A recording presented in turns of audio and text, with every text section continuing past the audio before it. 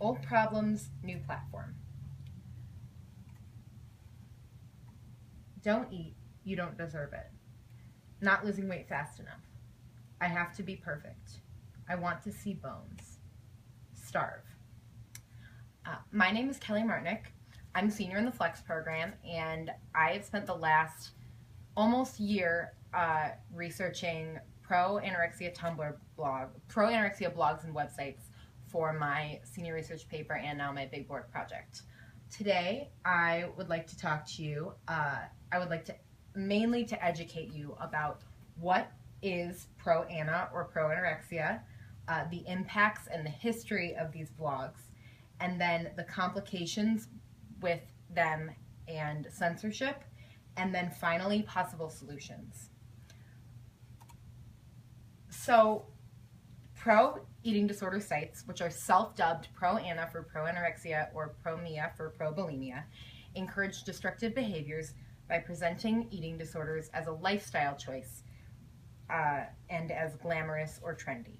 So I'd first like to ask you guys who has heard of this and who hasn't. First, okay. So this was what I thought was really interesting. I'd like to start a little bit with how I picked my topic. So I did a 5-week residential journalism program at Northwestern University last summer. And we had to pick a trend to do a 1,600-word trend story on. And the specific directions were to pick something that was new enough that not everyone knew about it, but that enough people knew about that you knew it was a trend. And I chose to do Fitspiration, which are these blogs that inspire people to work out and be fit. But in my research for this trend story, I found that a lot of these blogs borderline promote eating disorders. And then I found that there are these sites that call themselves pro-anorexia or pro-bulimia and actually are promoting eating disorders actively. So that was the fact that there's a balance of people who are like, oh, I totally know what this is. I've seen that on Tumblr. And people who are like, what are you talking about? Is one of the most interesting things I thought about this topic. So I'd also just like to recognize the fact that some of the stuff that I'm going to show is pretty graphic. This image, first of all, they're images of very, very thin women. And I think it would be a disservice to the topic and to my presentation to not show some of these things, but I did try to pick the least graphic and most informative videos and stuff to show you. So with that being said, I'm going to show you this video that explains kind of the basics of what these pro-anorexia sites are all about.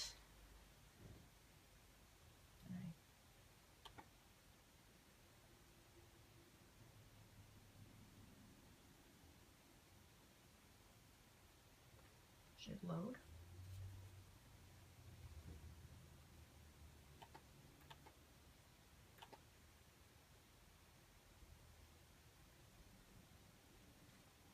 What time are we at right now on the thing? Yeah, we can just add 4 minutes. We're at 3:38. Oh, here we go.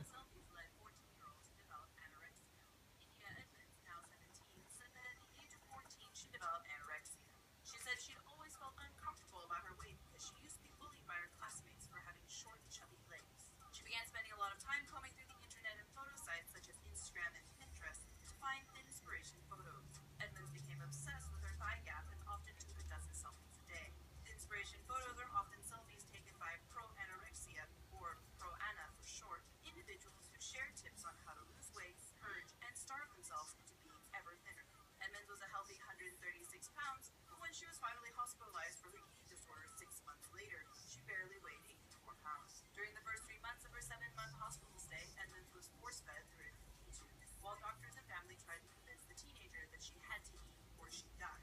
Edmonds said that the pro-ana blogs and photo sites helped her destroy her self-respect and her life. One of the common set of rules found on many sites are the 10 thin commandments. Thin commandments. 1. If you aren't thin, you aren't attractive. 2. Being thin is more important than being healthy. 3. You must buy clothes, style your hair, take laxatives, starve yourself, do anything to make yourself look thinner. 4. Thou shalt not eat without feeling guilty. 5. Thou shalt not eat fattening food without punishment.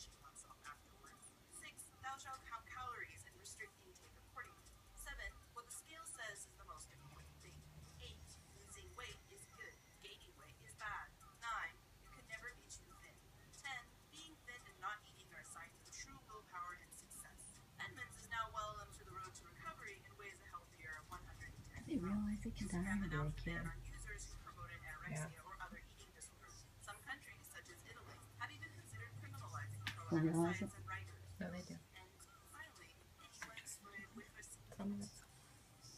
Oh. Mm-hmm.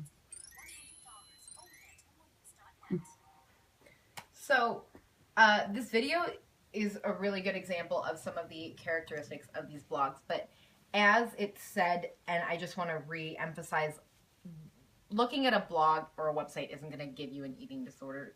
Someone like the girl in this video is already very susceptible to things like that, and it's just really important that that's a mental disease. And though these pro-anorexia blogs take the approach of teaching you how to starve yourself, they're not going to teach you how to be an anorexic, but they are very harmful to someone who's already predisposed to the disease. So according to the National Association of Anorexia Nervosa and Associated Disorders, the characteristics of pro-ana sites are glamorizing images of very thin women, demonizing food and fat, promoting thinness at any cost, and boasting exclusivity. And some of the other themes of these sites are shame, self-control, and perfection. Basically saying that if you eat too much or you weigh too much, then you're not good enough. And if you're not perfect, you're not good enough. And like the 10th thin commandment from the video, being thin and not eating are signs of true willpower and success. Now, this is very harmful because these things are symptoms of a disease, not signs of true willpower, like the blogs will have you believe. So another thing that I found in my research that was kind of scary was that these blogs, while they will not give you anorexia, they can affect anyone. In one study by Scarlett Karen Jett, college-aged women with no history of eating disorders were asked to view pro-eating disorder sites for a short period of time. And 48% of the women said that the sites made them feel dissatisfied with their bodies, while 84% decreased their caloric intake by an average of 2,470 calories over the next week. To put that in perspective, the average woman over the age of 20 eats 11,900 calories per week. So if this big circle is the average calories a woman would eat in a week, the pink chunk is what these women decreased their caloric intake by on average after viewing these blogs. And these are women with no history of any kind of eating disorder. This big looks like almost a quarter.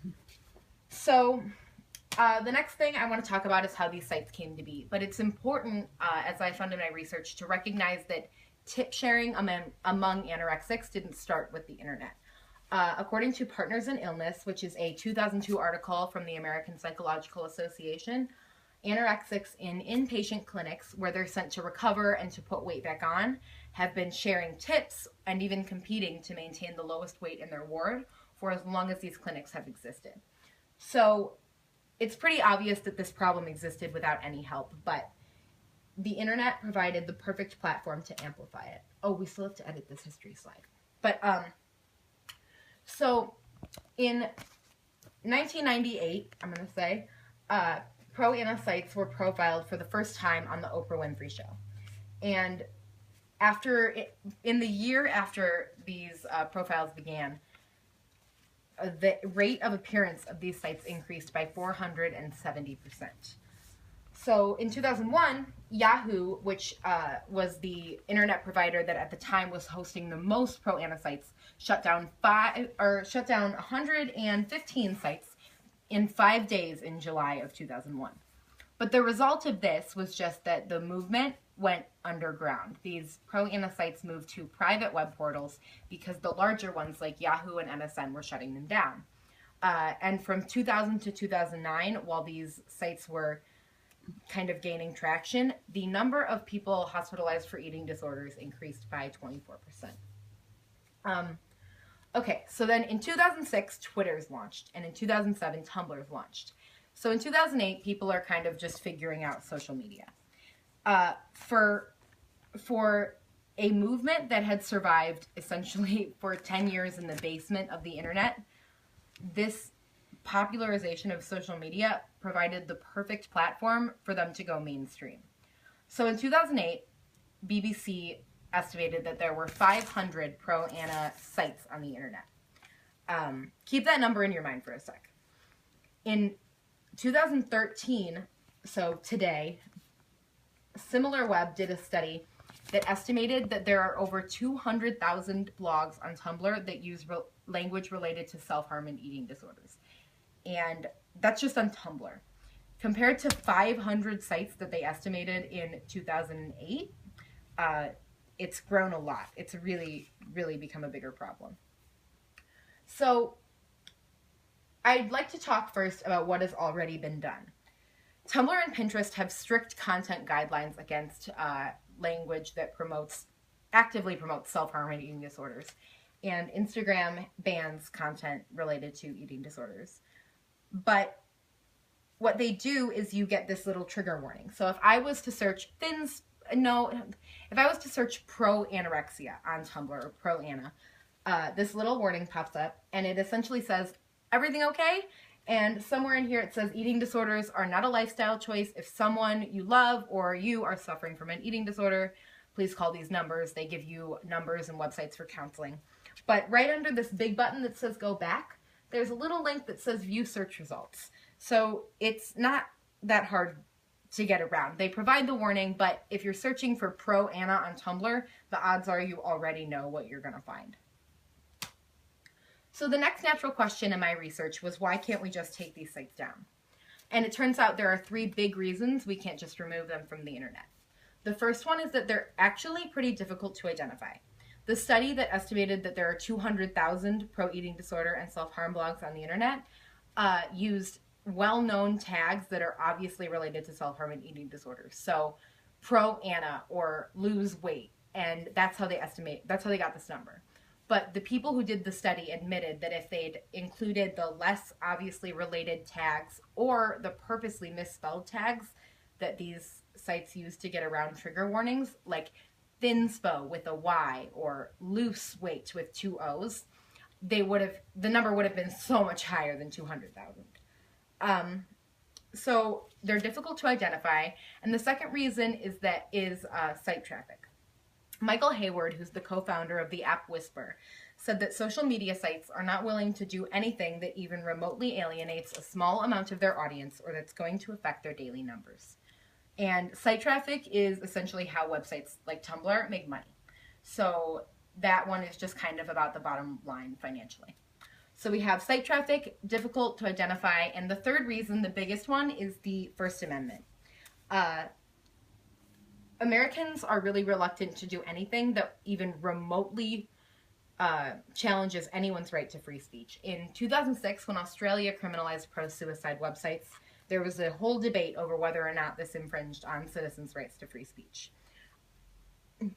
But over the summer, when I was doing my Fitspiration trend story, I got to talk to Dr. Allison Darcy and Dr. Mary Sanders, both of whom are professors in Stanford School of Medicine's Eating Disorder Department within their Department of Psychiatry.